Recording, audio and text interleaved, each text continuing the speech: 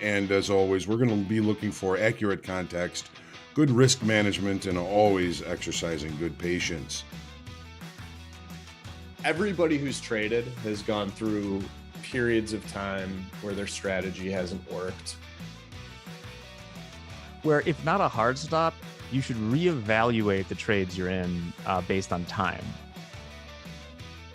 That's what we're here for, is to put ourselves in the best success. A trading routine does that, builds that habit, lets you know what to work on, what to reflect on, and what to improve on the next day.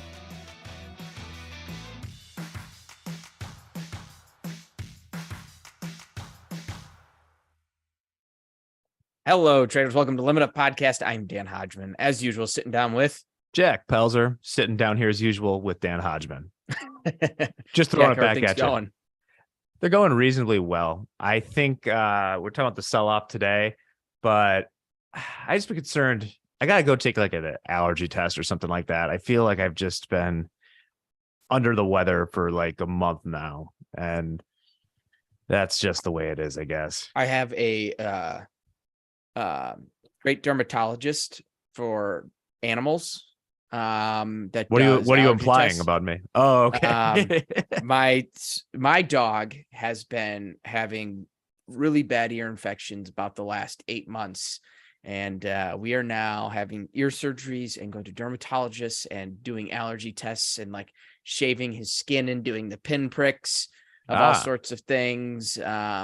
He's on like 4 different antibiotics for his allergies, so I guess that's what if I you need the name of my to. Dermatologist. Yes, I can hook you up. Send it on over. Couldn't hurt. Yeah. Besides that, after the jobless claims, we don't have a ton going on until CPI. We'll see what happens with that CPI number. Yeah, I mean, that's just the name of the game. We could say that every week for the foreseeable future. It used to be such. I remember trading for years when there was no inflation, no movement. Everything was just crammed together in the bond market.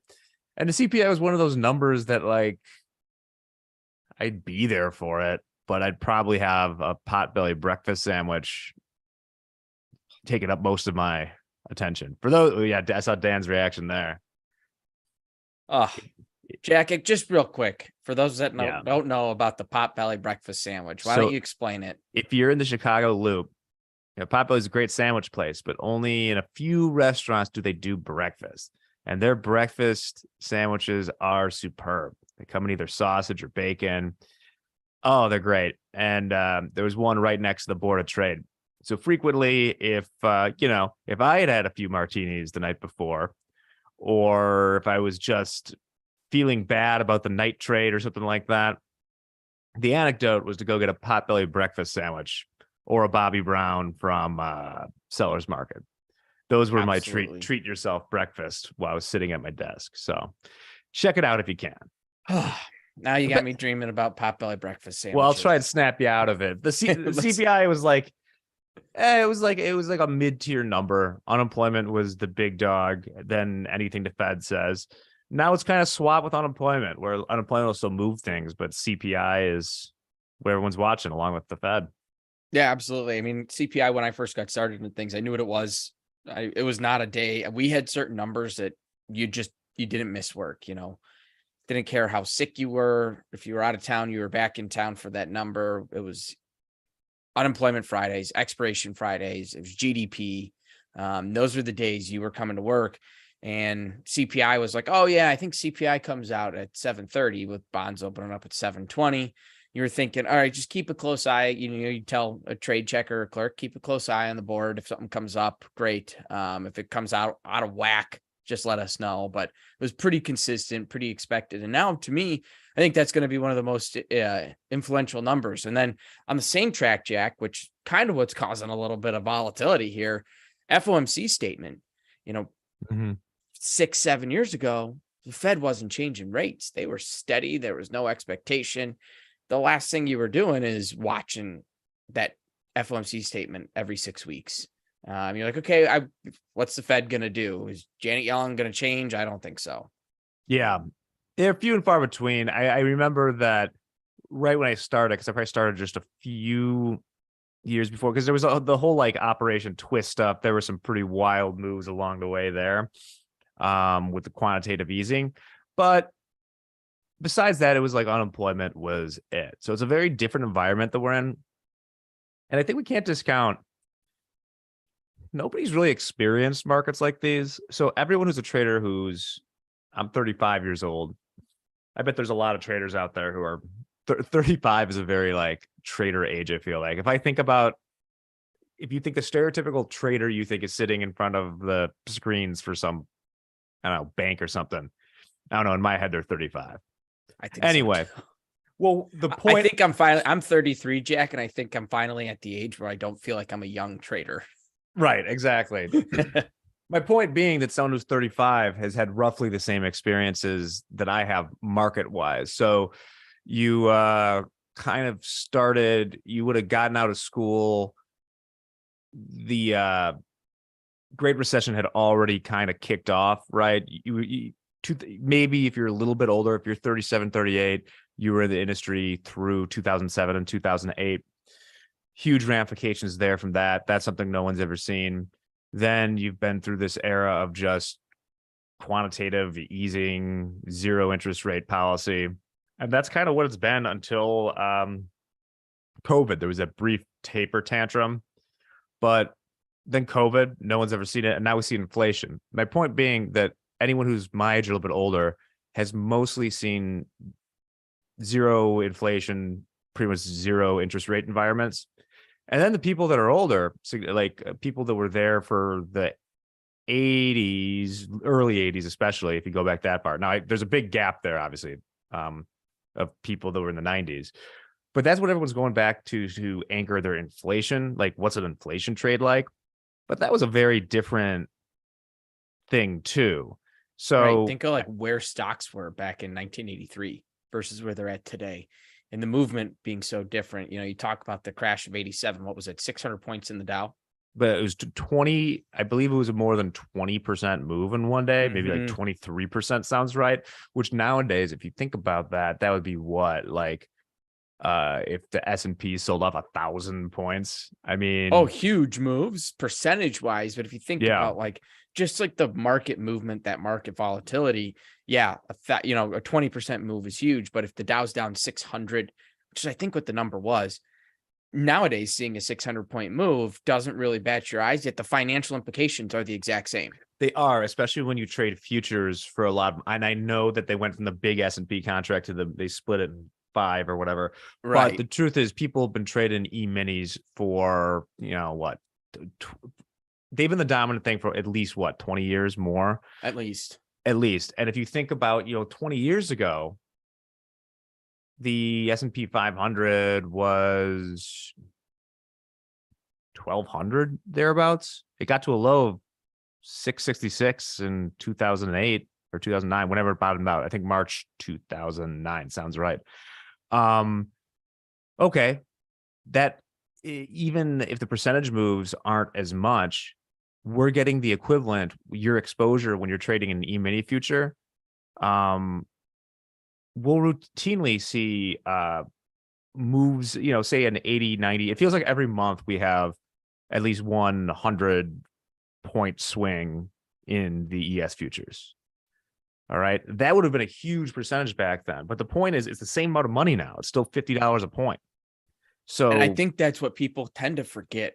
And I think it lends into our topic that we're going to talk about really, really well today, Jack. Yes. Good transition, Dan, because we're going to talk a bit about, there's a lot of stuff out there about trailing max drawdowns, and especially through the lens of trader funding opportunities, because different organizations have different rules that they use.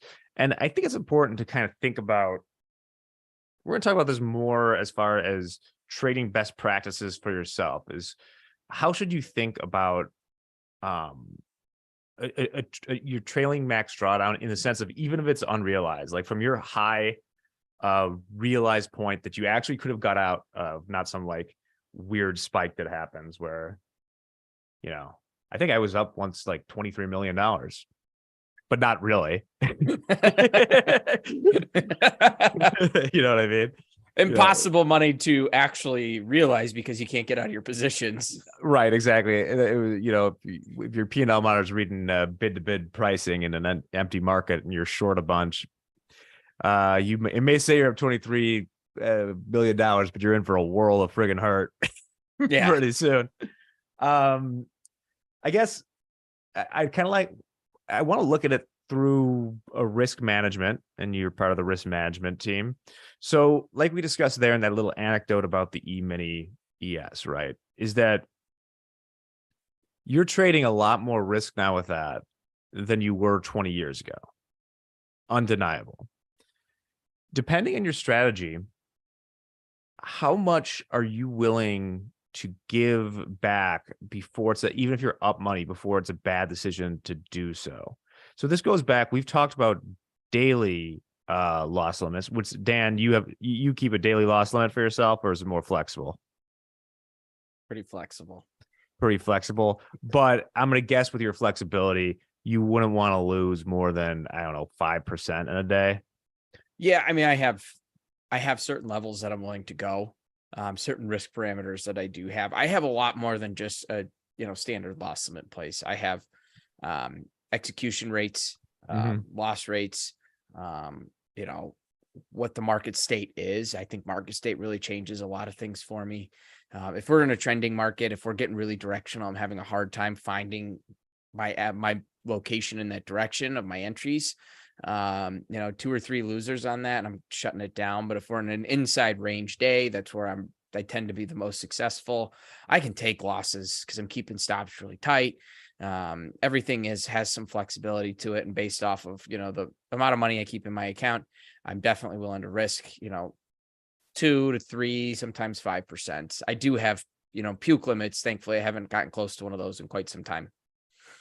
I don't think it's insane though. For instance, I was talking to JD while you were gone. I don't think it would be insane, for instance, and I think this is much tighter than people who are independent futures traders would do, is I wouldn't want to bet more than 1 to 2% of my stack, so to speak, on any given trade.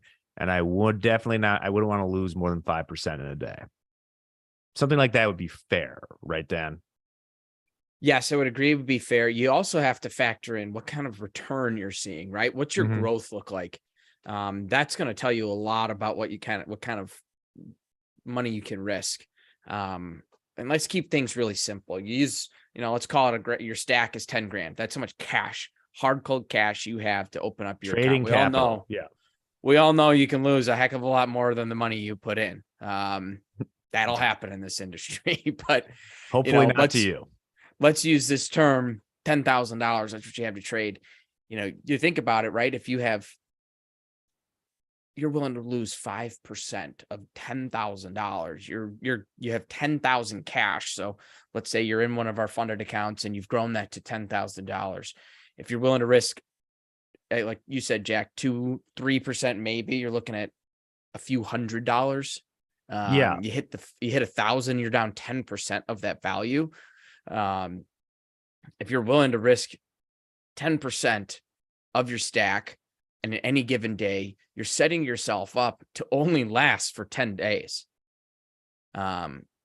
We know no strategy is perfect and has down days, and 10 losing days in a row should not be a reason to abandon anything. That would be a rough run, but it's more, you're giving yourself the chance, probabilistically, if you are anywhere close to having a strategy that should work with larger numbers of opportunities, then you're giving yourself the opportunity. So 2 things that we see too much of, and that's why I want to talk about the trailing one, is I think with something like the daily loss limit, people have a better idea of what that is for themselves. They know it's some percent.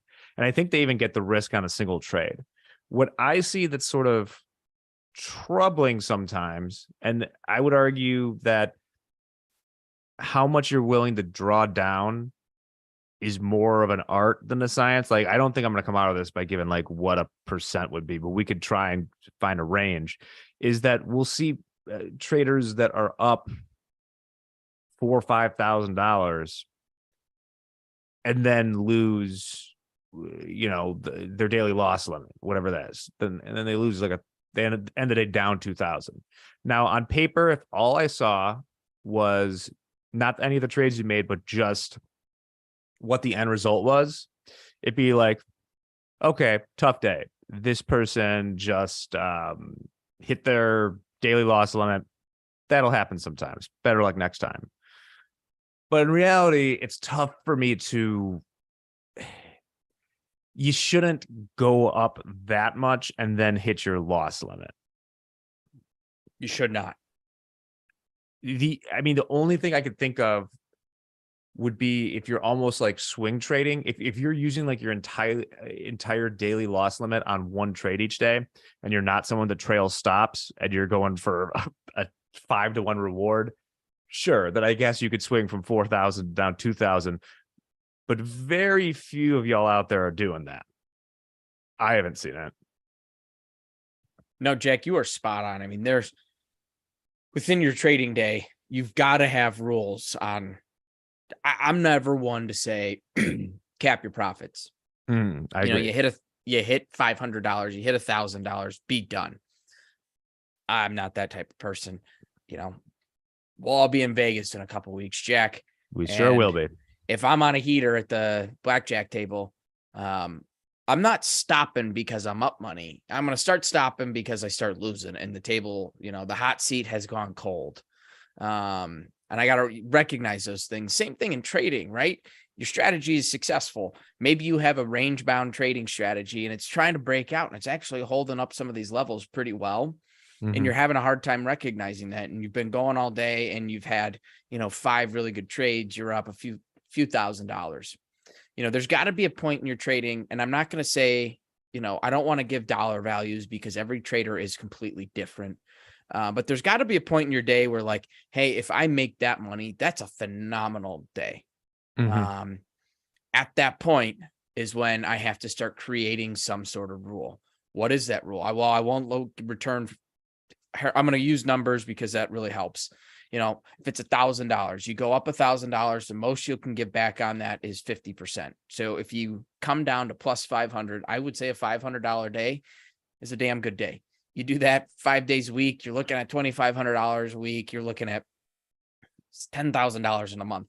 That's a pretty solid trading month at 500 a day. So if you're up 1,000, you don't want to give back more than 50% of that. As your account continues to grow, that percentage you're giving back is going to start to shrink. So if you're up 2,000, maybe you bring it down to, I'll give up not 50%, but I'll bring it to 40 or 25%. And if you're up $2,000 and you give back 25% of that, that's another $500 given up. Well, maybe you shut it down and you take your 1,500 on the day. You want to trail your stop. There's a point of which, hey, don't cap the profits, but ensure you're locking it in. Yes. But my impression is probably the reason this happens most frequently is that people are expanding their position size during the day. So for example, I have no problem with like, if your strategy is that you're going some trade that gives you 3-to-1 risk reward and you're betting, I know they don't like when we use the word betting, but it's the most efficient word here. All right. And you're, what is the word you would use? Staking, risking? We'll say risking. And you're risking $100 a downside. All right. And you make 300 on a winner. I'm fine as long as it meets your things with you doing that trade again and again, right? Essentially. And if you take a big drawdown just because the trade doesn't work several times, that's unfortunate, but I'm kind of with it. What I imagine is more likely with these big swings and big drawdowns is more like, okay, I'm going to do that same trade. Now I'm up 300.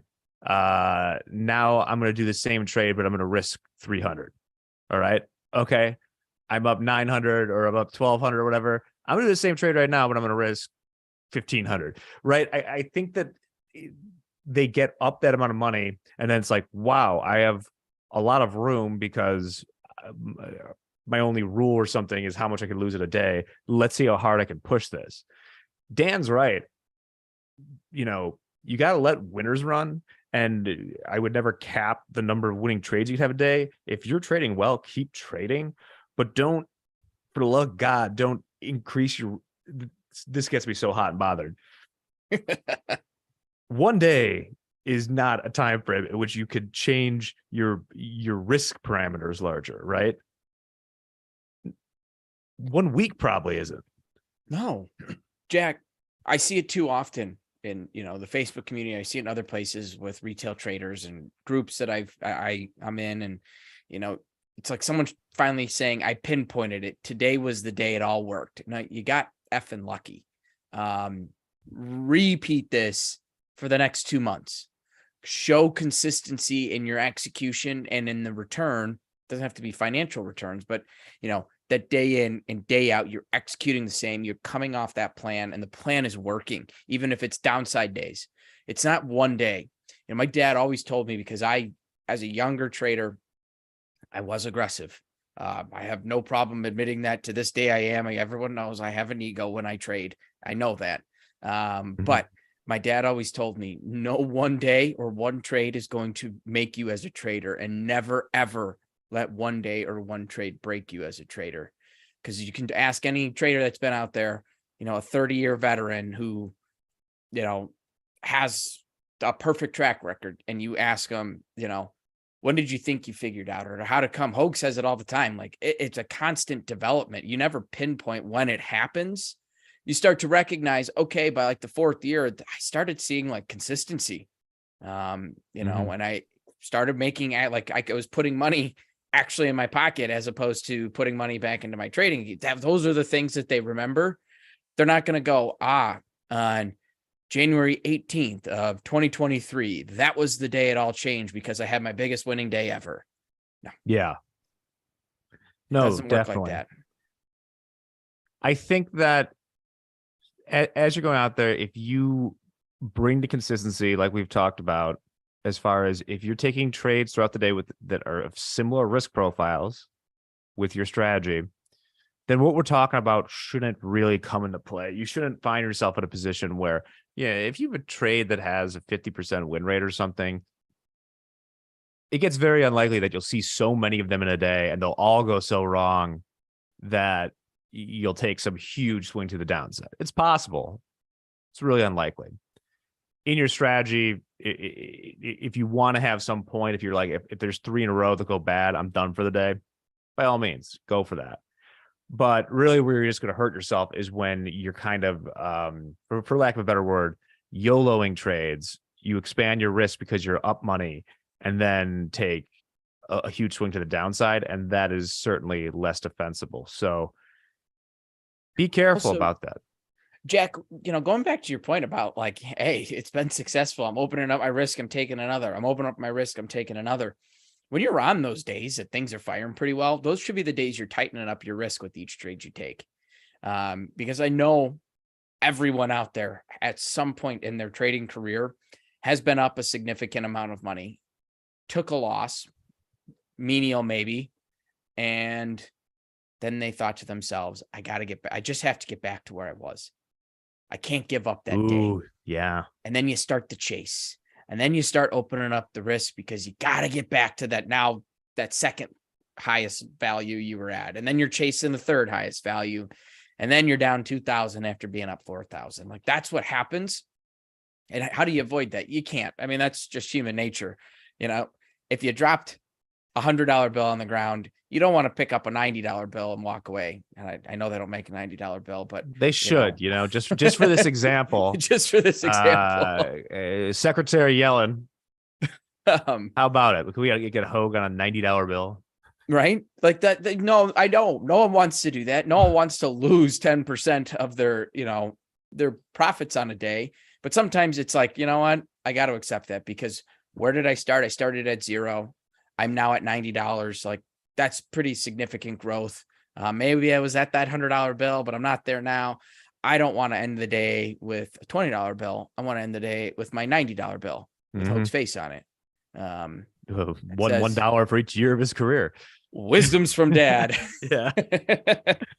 I'll tell Hogue about that as well. I think people are, and Tendler kind of talks about this too, is people are very ready to believe, and this is a good like American belief of like, oh, it could always get better, but people are less willing to embrace the very much truism. It can always get worse, which it can, and it will from time to time. Not to be pessimistic, but and this it is happens. trading. Yeah. It's all about, at the end of the day, like go back to when you're a little kid and you're learning growth, 2 steps forward, 1 step back. Trading's the same way. We're going to take steps back, and you may do it your entire career. You're never going to be always moving forward. You're going to have, you're going to take some shots, and it's going to hurt. And, you got to, as Rocky says, it's not about how hard you get hit, but it's how hard you take a hit and keep moving forward. That's good. That's good. But that's really what trading's all about. You're going to take these hits, and it's not about getting emotional around it. It's recognizing this is a business. You're going to take risks. You paid for some information to learn about the market state, maybe to learn about yourself, and to keep plugging that one forward. And if you're not learning from those mistakes, you're just tumbling downhill. That's a great place to leave it for this week, Dan. As usual, great conversation. But speaking of great things, this weekend, those of you that have an email address with Top Step, expect something interesting in the email. We are maybe doing something in honor of a certain game in some sport that's happening this weekend between like some city that Rocky may or may not be from, and some city that, known for smoked meats. So we'll see what happens there. Dan, who you got? The smoked meats or the aggressive people? Aggressive fans, at least. I don't want either. Yeah, I know the feeling. But I'm not a fan of smoked meats, main meat smoker's brother and wife. So I'm going to go with the city of brotherly love. This will seem so confusing if people are listening to this in the archive. Cool. I'm kind of the opposite. I'm going with the Crossroads of America. I know that's Indiana, but we're getting close. Cool. Do we put $1 on it, Jack? Yes, let's put $1 on that per usual. I think it's only like a 1-point spread this year, so that's should be a very good game. Let me see. Do I have $1? Oh, look at me. I'm big time. I only got a $5. I got my wallet here. What, did you just have your bar mitzvah, Dan? Right. Anyway, so we'll see you next week. Have a nice weekend. Enjoy the game if you're not into that sort of thing. Enjoy whatever it is you do enjoy. We'll be back. The markets are always there. Namaste and trade well.